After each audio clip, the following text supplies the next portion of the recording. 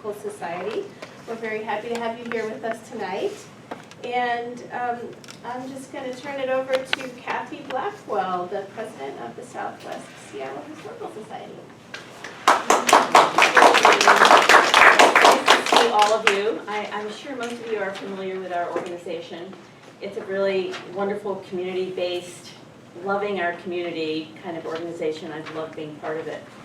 So we're happy to partner with the libraries, Seattle Public Libraries, to bring you these various stories. And I just want to remind you that we have a new exhibit in our main gallery at the Log House Museum. It's the story of how West Seattle was annexed into the city of Seattle.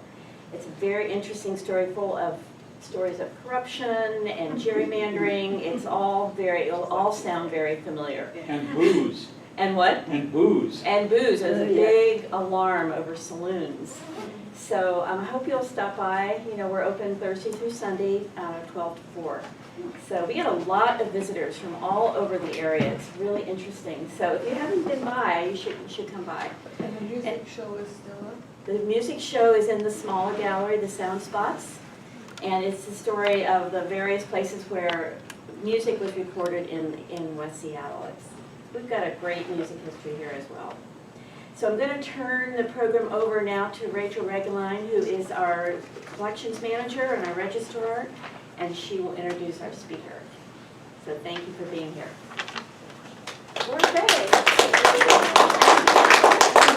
Thank you so much for attending. Usually Dora Fay, our wonderful committee chair, introduces the speaker, but I've been given that honor tonight. But I do want to quickly recognize Dora Fay's commitment to putting on this program for so many years. Thank you, Rachel. And I want to recognize my daughter and granddaughter from Denmark that came to be with their grandpa and me during this rough time. So without further ado, it's my honor to introduce Mike Purdy. He is a presidential historian and author of 100 Presidential Insults, What They Really Thought About Each Other, and What It Means to Us. An expert in presidential history and frequent media commentator on presidential history and politics, Mike runs presidentialhistory.com as a public resource. His new book, Behind the Political Curtain, exposes how our presidents have dished out cutting and sarcastic insults about other presidents, from the Founding Fathers to the age of Trump. Mike says that he has had a lifelong fascination and interest in the presidents that dates back to more than 50 years to his first presidential memory of John F. Kennedy's inauguration. When he was 8 years old, he memorized all the presidents in order, reciting their names in 10 seconds. Over the years, he's read many biographies and books about the presidents and says he still has many more to read from his library of more than 600 presidential biographies. He's established his website and award-winning presidential history blog to make history accessible. PR Newswire for Journalists, Beyond Bylines, selected his blog as their top presidential blogs we love last year. He lives in Seattle and is a frequent commentator on presidential history and politics for national and international media outlets, including CNN, The Wall Street Journal, USA Today, Today.com, Reuters, Bloomberg BNA, The Huffington Post, and BBC. He is also a regular opinion contributor to TheHill.com. Please help me welcome Mike Purdy to his first appearance on Words, Writers, and Southwest Stories.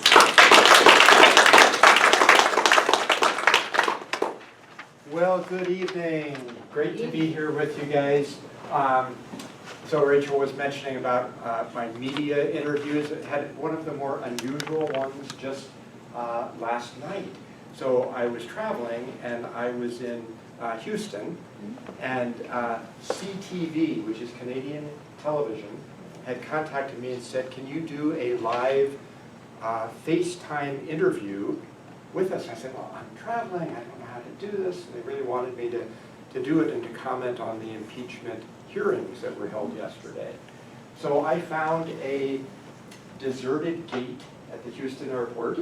I mean, really, there's nobody there. And I actually checked the arrival and departures, and there was nobody who was going to be showing up there.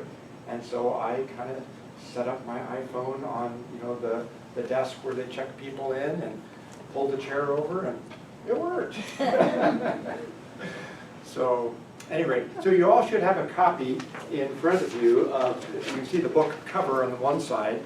And on the other side is something I wrote recently for a website that's got a focus on the presidents, and they were, it was kind of a contest they were doing on talking about the value of teaching history. And so I just replicated what I wrote about the value of teaching history, and you can read that at your leisure. So what I want to do tonight is share with you a little bit about where this book came from, and talk about, go through the book and tell you some stories from it, and then I want to have time for questions and comments and conversation as well. So one of the things that I've tried to do in the book is to talk about the fact that not only these 44 men who have served as president, and we've only had 44. You remember Grover Cleveland served 2 non-consecutive terms. So he's our 22nd and our 24th president. So we've only had 44 men, even though we say Trump is our 45th president. But these 44 men have said some really nasty things about each other over time, either in writing or in letters or in diaries. A lot of ways that they've done it. We'll talk about more of that later on. So the book is, I like to describe it as both laugh aloud funny, but it's also really sad and shocking that they would do this. And then what I tried to talk about in the introduction is the importance of trying to build a more civil society, so we're not personally demonizing people's humanity and their patriotism. And so we'll kind of talk about all of that as we go through the evening. So, I've titled the talk that words matter, because I think what we say and how we say it really does make a difference, for good or bad. So some people have asked me, how long it took me to write the book. Well, there's kind of 2 answers to that. One is that about 30 years, because about 30 years ago I started noticing from my reading of presidential biographies, I go, these guys knew each other. They had relationships with each other.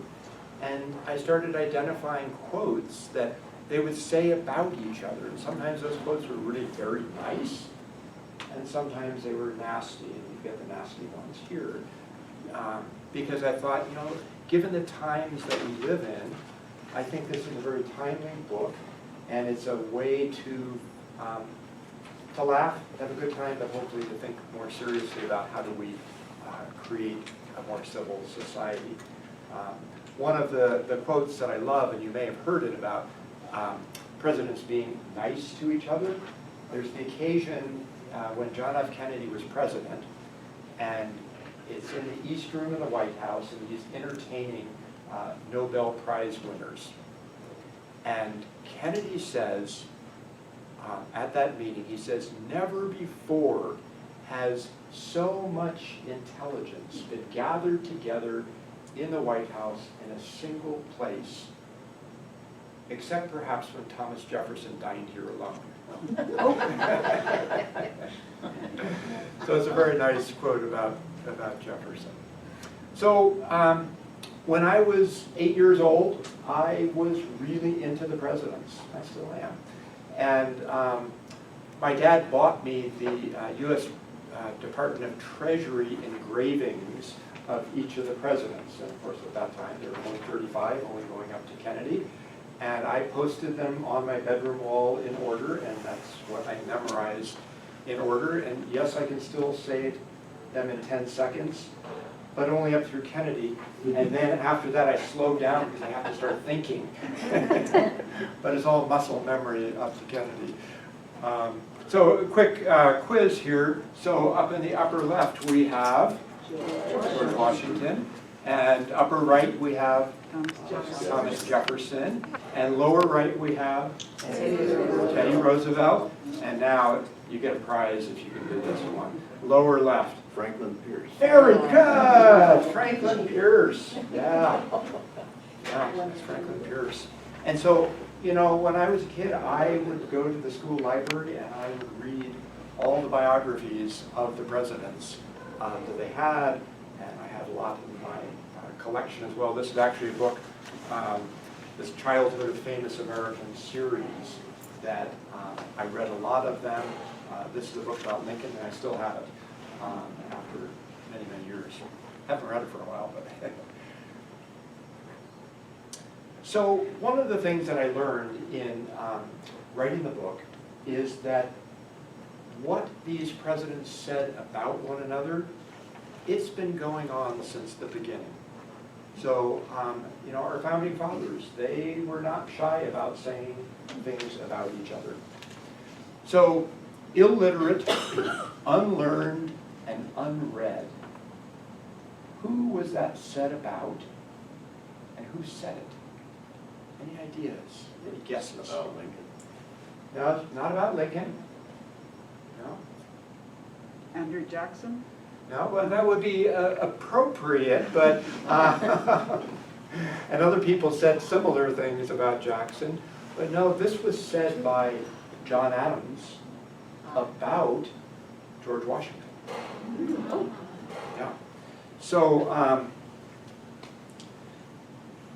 just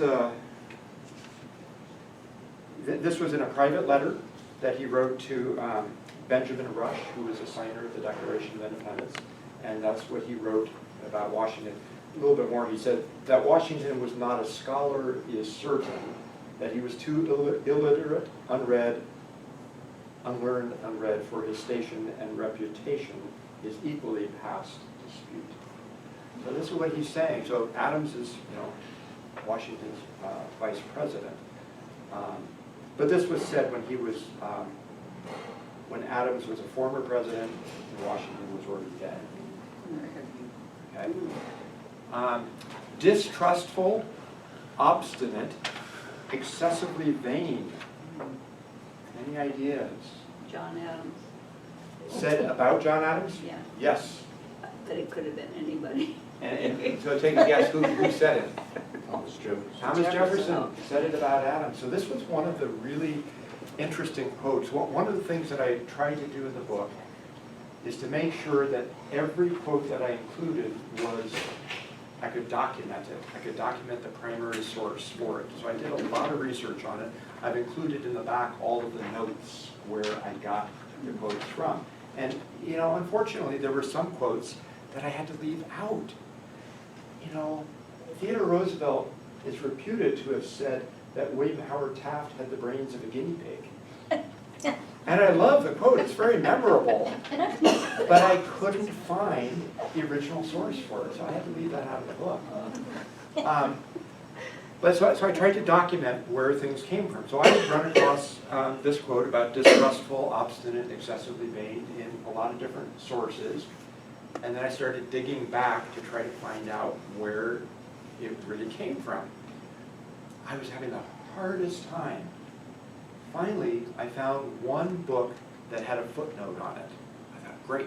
So I found that other book, and I went to that, and they had a footnote of where they got it from. So I did this 2 or 3 times, and I finally got to the source. The only problem was when I got to the source, it was in French.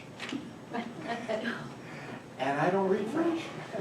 So I took it to my daughter who reads French. I said, what does this say? And she confirmed that. And so how does a quote that's in French show up in this kind of a book? So what happened is Jefferson was having a conversation with the French General Council, who then recounted that conversation with another Frenchman. And then it got documented, and that's how we have it. But the interesting thing is that you've got Adams at the time of this. This was just, March, April, May, June. This was 3 months after Washington and, after Jefferson and Adams. Getting confused here, hold on just a second. Right, after Adams was elected president and Jefferson was elected vice president, 3 months after their inauguration, this is what Jefferson is saying about his vice president. Not to be undone just a few weeks later. Adams was saying it, or Jefferson? This is Jefferson saying it about Adams. But a few weeks Adams wasn't Jefferson's vice president. Jefferson was Adams. Did I say that wrong? So Jefferson was vice president to Adams. So he was saying it about his president. Yes, right. And then a few weeks later, Adams says about Jefferson, he talks about Jefferson being weak, confused, uninformed, and ignorant. So they were off to a great start as president and vice president. A mere tool in the hands of the French government. Any ideas who said that or wrote that and who they said it about? Now, this is a really interesting one. This is about James Monroe, and it's a note by George Washington. And so Washington was really very proper and everything, but Washington had recalled Monroe from France as French ambassador and U.S. ambassador to France, and Monroe was a little bit ticked off by that, so he wrote a book kind of justifying all of his actions in France. Washington got a copy of the book, and he was livid reading it. So he writes in the margin of the book at one point that Monroe was a mere tool in the hands of the French government. So that's where we get that from. So, you know, we've always had this poisonous politics. It's always been around. And I think one of the big differences between today and in the past is that things today are much more public. So we live in the day of Twitter, and somebody could just instantaneously write something and it's out there for millions of people. Whereas in the past, most of these quotes came about through a letter or a diary or recounting a private conversation. So things have escalated clearly in our day right now. I think the other thing that's obvious is that today things are much more unfiltered. There's not really any pretense of being civil, and we've got things today that are much more frequent. In the past, you had these things be, you know, not as pervasive as what we have today. So that's one of the big changes. So besides the fact that this has been around forever, these insults, the other thing that I learned is about the very humanity of these 44 men who have served as president.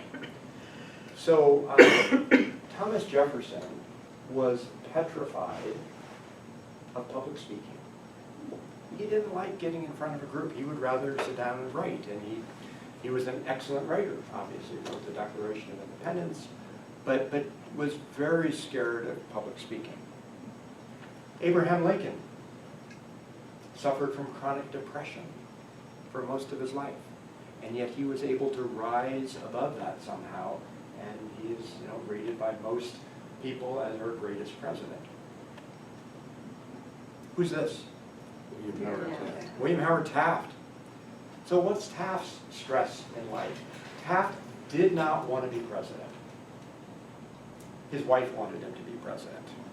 And seriously, so when Taft's wife, Nellie, was a 17-year-old teenager, her father took her to the White House for a reception. Rutherford Hayes was president. And he took her to this reception at the White House, and she was just awed by the glamour of the White House. And so she resolved then and there as a 17-year-old, and she said that she would never marry a man who didn't have the potential to become president. And so all Taft wanted to do was to be a judge. And in fact, you know, when Taft was Governor General of the Philippines under McKinley and then Theodore Roosevelt, 3 times there were openings on the U.S. Supreme Court. And 3 times Roosevelt offered him a position on the Supreme Court. And 3 times he turned Roosevelt down. Variety of reasons. Partially because he said there's still, undone work in the Philippines, but in large measure, his wife didn't want to see him get buttonholed onto the court because then he couldn't become president. That was her lifelong dream. Okay? And but Roosevelt ends up, basically anointing Taft to be his successor. Nellie Taft was delighted with this because that's what she wanted. But for Taft, the presidency was for Taft, the presidency was incredibly stressful. And so how did he manage the stress? He ate, and he ate, and he ate. So when he left the White House, he tipped the scales at 340 pounds. Within 1 year after he left the White House, he had lost 70 pounds. So this was how he dealt with this. We have to remember that these men, we kind of elevate them up in our minds, but they were very, very human. And they all had different issues. We talked earlier about Franklin Pierce. We saw his picture. So Pierce started his presidency kind of under an emotional cloud. Because a couple of months before he was inaugurated, Pierce and his wife and their 11-year-old son were on a train. The train crashed. And Pierce and his wife saw their 11-year-old son killed in front of their eyes. Just tragic. And that set them both into a deep depression. Pierce began to drink. This was tough. This was a tough way to begin, a very hard job. The presidency has become a harder job over time, but still, even back then, there's a lot of issues that the president was dealing with. So very human. We all know what it's like to deal with family members who are ill or who've passed away, and these hit us at our point of humanity, and it hits these presidents too. Who's this? Woodrow Wilson. Woodrow Wilson. So Wilson, when he was president, his wife, Ellen, died in the White House. And that put him into a depression. And so the presidency is becoming much more important, and this was really tough. But yet, shortly after that, Wilson meets Edith Bowling Galt, a widow, and they court and they date, and he marries her. But again, just think about what it's like to have the burdens of the presidency and at the same time be dealing with some of these tragedies. Who's this guy? Calvin Coolidge, Silent Cal. You've heard the story perhaps about Silent Cal. He didn't talk a lot. And I think it's both because of his personality, but there's also some things about his background that I'll tell you about in a second. But one of the things about Coolidge is there's the story that Coolidge is at a dinner party, and a woman sits down next to him, and she turns to the president and says, "I made a bet with my friend that I could get you to say more than 2 words." Coolidge turns to her and says, "You lose." So part of it is personality, but one of the things that happened to Coolidge during his presidency is his 16-year-old son, Calvin Jr., is playing tennis on the White House lawn, and his toe gets infected. And a week later, his teenage son was dead. Coolidge wrote later, after the presidency, he says that when his son died, that the power and the glory of the presidency went with him. And so this sunk him into a depression, and this is probably part of why he wasn't very talkative, but he already had the predisposition to not being a big talker. So one of the other things that I learned about the presidents in doing this book is that they ended up, sometimes what they said about each other really fractured good friendships. So you can take the example of John Adams and Thomas Jefferson. So they met in Philadelphia in 1775 for the Second Continental Congress, which was drafting the Declaration of Independence. They were good friends, they were collaborators, they're both on the same committee to draft the Declaration of Independence. And Adams says, you should write it. Jefferson, you're a much better writer. Throughout his life, though, Adams always was a little bit irritated by the fact that Jefferson got all the credit for that. But they were good friends. They both go to Europe as representing the United States. Their families are there. Their families are good friends. They know each other. And then the election comes around. The election of 1800, they're running against each other. And of course, Jefferson wins that election, but they're of different political parties. They have different political persuasions, and their friendship gets shattered by that. So then after their presidencies, many years later, Adams writes a letter to Jefferson. So they hadn't had much contact. But he writes a letter, and one of the things he says in that letter is he says, "You and I ought not to die until we have explained ourselves to each other." You and I ought not to die before we've explained ourselves to each other. And I love that terminology, explaining ourselves to each other.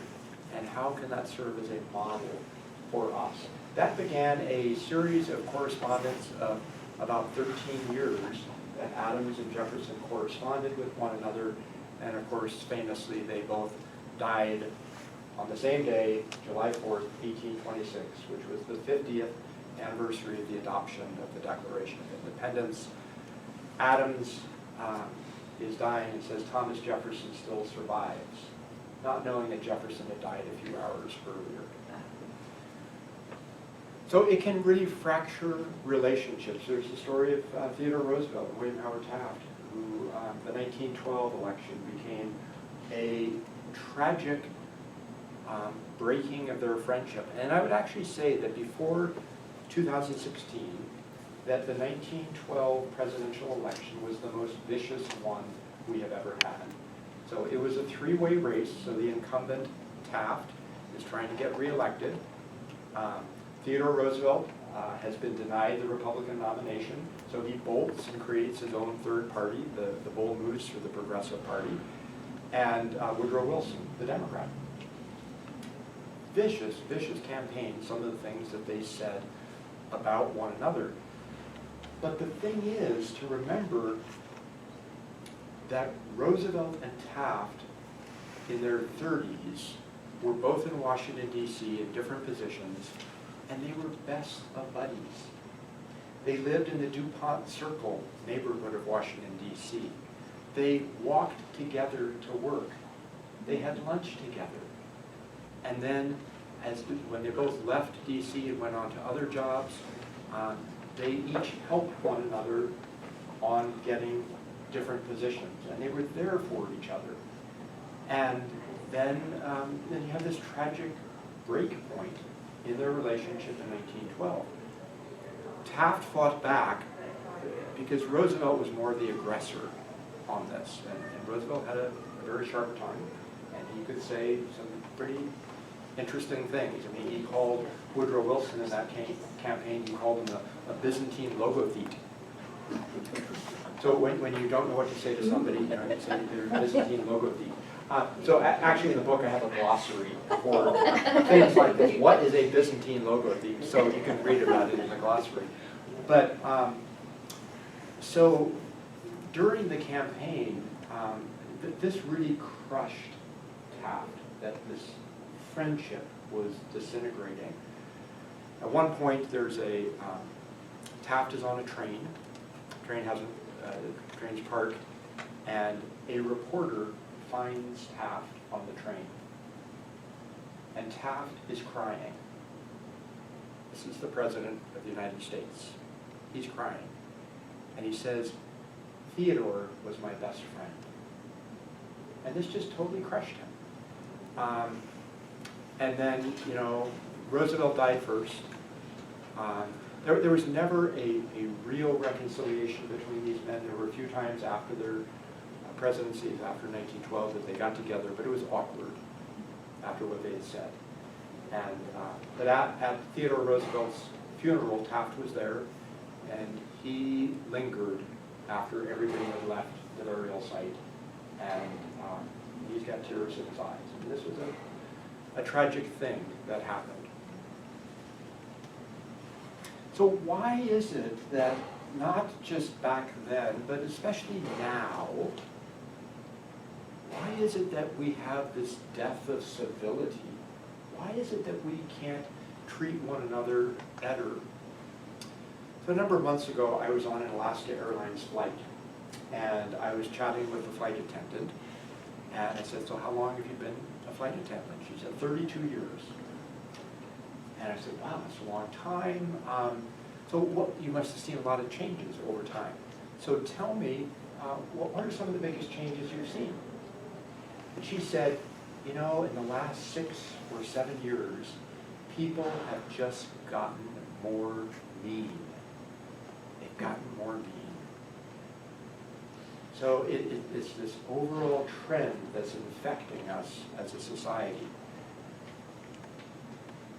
We've got members of Congress, members of the Senate, members of the House, who have been friends for a long time. They're of different political parties, and they're not talking to each other. Okay? Because partisan politics is trumping relationships. We have marriages and families that are being shattered because of tensions politically. So Thanksgiving is coming up. So for many people, that's going to be a very awkward time. Okay? So there's a lot of incendiary rhetoric going on. So just a few things. These are obviously dated. We could check our phones right now. We can find the latest what's being said. Okay. You know, Cher said that Trump was an ignorant thug. Trump says that Bernie Sanders is crazy Bernie. Nancy Pelosi calls Trump a freak. And of course, Trump calls Hillary Clinton crooked Hillary. So, you know, this is not any way to run a railroad. This is not any way to manage government by 8th grade name calling and taunts like that. But that's the environment that we unfortunately live in today. So I want to think a little bit about what causes some of this lack of civility. Why is this going on? So I think there's multiple answers to that question. I think one of the big things is that people are afraid. They're afraid of changes that they're seeing in society that are impacting them. So they're afraid of job loss. And the job loss might be coming because technology is eliminating their job. Retail workers, you get self-checkout now, and that's going to increase. You get truck drivers. There's going to be self-driving trucks. And how do we as a society manage these kinds of things? But there's fear about these. People are worried about getting a good education, and how are they going to pay for it? So there's a lot of fear, and there's anger at changes that are going on. I think another reason, or set of reasons for this lack of civility is the fact that people are seeing that we live in a more diverse country than we did in the 1950s. It's much different. People look different. People worship differently. People speak different languages. And there's a certain segment of the American population that looks at that and is afraid.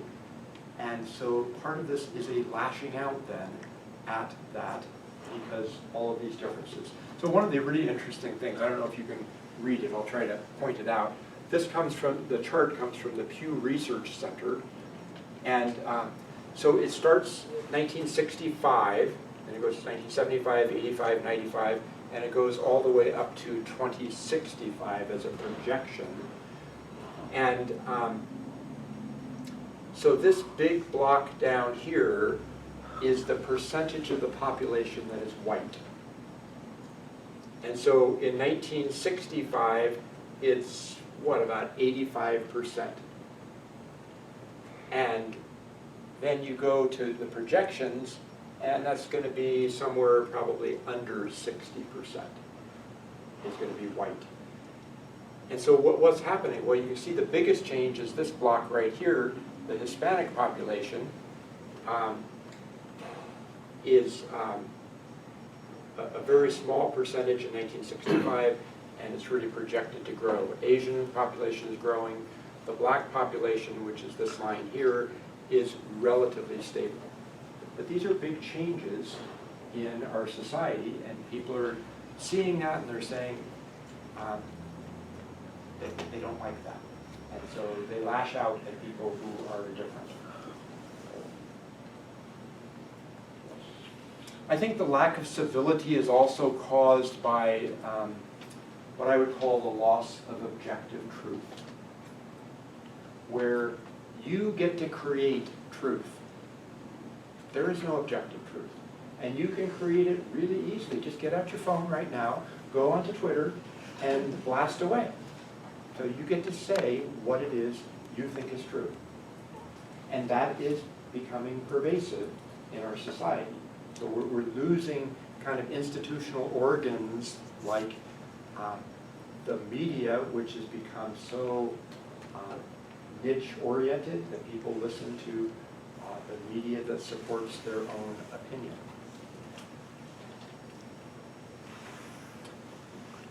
So I think we've got, political purity. Political purity ends up becoming more important than pragmatism, getting things done, and relationships with people. And that's all that we end up seeing. And this is on both sides of the aisle. So you get the Tea Party movement on the conservative Republican side. You have the progressive movement that we're seeing played out right now as Democrats are vying for the Democratic nomination.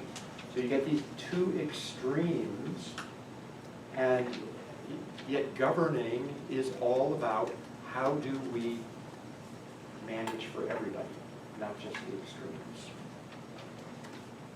I think there's also this sense where we don't take the time to really understand the hopes and the fears. We talked about some of the fears. Understand the hopes and the fears of other people. How do we do that? And then finally, I think another reason is before the age of easy airline traveling, Congress would meet 5 days a week. Their families, congressmen, congresswomen, senators, their families lived in Washington, D.C. with them. Their families socialized with one another. They socialized with one another, people of different political parties. They knew each other as people, not just as the enemy, okay? But with transportation improvements, what we have now is Congress meets 3 days a week. Families don't live in DC anymore. And so congressmen, senators, after those 3 days of meetings, they go back to their district. They go back to their state. They don't know one another as people anymore. So I think this is a contributing factor to the breakdown of civility in Congress. George H.W. Bush, I was actually at his museum and library yesterday, just north of Houston. So one of the things that Bush said in his inaugural address, he called for a kinder, gentler nation. And so I often have wondered, what would that look like if we had a kinder, gentler nation? How would we do that? And part of it, I think, is there a way that we can agree on high-level objectives and goals? Can we all agree that we love this country? Can we all agree that people in this country shouldn't be starving? That they shouldn't be living on the streets? That they shouldn't be dying because they don't have adequate health care? Can we agree on some basic humane kinds of things? Let's agree on that. And then let's have a vigorous but civil conversation or debate about what are the best policies to implement that, but without, demonizing one another. So this requires that we listen carefully to each other, that we listen to people's hopes and fears, but we try to understand and we try to come to an agreement on the basic things about goals that we all share in common. Last December, the president of the state of Maine Senate did something utterly shocking. The president of the Senate has the right to decide where members sit on the floor of the Senate. And he decreed that Democrats and Republicans would sit next to each other. Rather than Democrats over here and Republicans over here, get to know them as people. I think Congress could take a cue from that. So here's what he said. He said, the people of Maine sent us here to solve a host of complex problems that interfere with their ability to lead happy, healthy, and successful lives. By focusing on the values and goals that unite us, we will be more likely to move the needle on critical issues. So. And did it work? Yeah, there's some good things going on there in terms of them starting to see one another as people. Yeah. So I want to just give you a quick outline of the book and a couple other comments about things from the book. So the introduction talks about this, the fact the insults have been around forever, the humanity of the presidents. It tells some other stories about broken friendships, also heartwarming reconciliations besides Adams and Jefferson, and then it talks about the civility issue. And then I talked about the glossary, and then at the end of the book, what I did is I took a number of the quotes. I took all the quotes and I picked out the adjectives from the quotes, and I put them in alphabetical order. And then I have a column saying who's it about and who said it. So I'm going to just see how many pages does this go on for. This goes on for 4 pages. So I'm going to just rattle off the first page of these adjectives. Just give you a flavor. Autocratic, backbone of an angleworm, barbarian, bare-faced liar, bewildered, bigoted partisan, bozo, brute with women, bungalow mind, Byzantine logothete, calculating bastard, clownish, course. Cold as ice. Cold-blooded.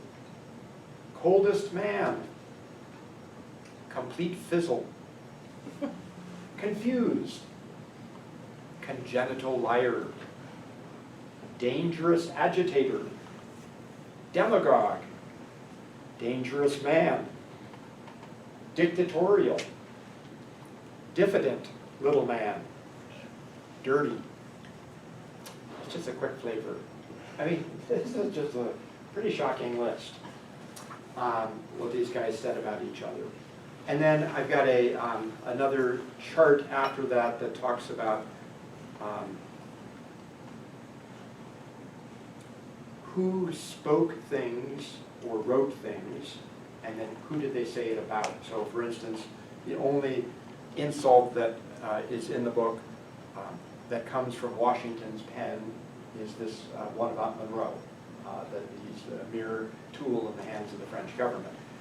You know, Adams talked about Washington and Jefferson. Jefferson talked about Washington, Adams, Madison, and Jackson, and it goes on, and you can see.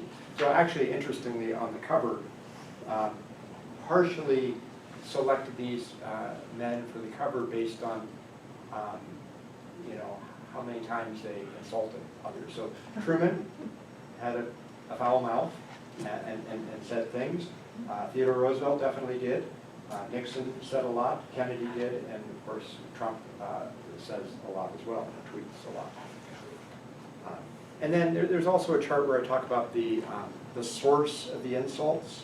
So of the 101 insults, where did they come from? You know, what's private versus what's public? How many were private versus public? And then the notes at the end. So I want to just end with the last sentence of the introduction. So may we collectively strive to value relationships over political dogma, encourage deep reconciliation out of our fractured friendships, and reset our political discourse from one of rancor to respect. So that's the hope. It's a tough road. We're in a difficult period in our nation's history. So it remains to be seen how this all plays out over time. So I would be glad to try to answer any questions that you might have or comments that you might have.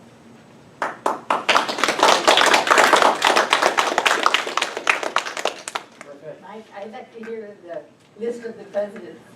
Oh, you want me to? Yeah. Okay. 10 seconds. Well, okay, up to Kennedy I can do. Then I'm going to really slow down. I might even mess up after that. You have to take a drink of water.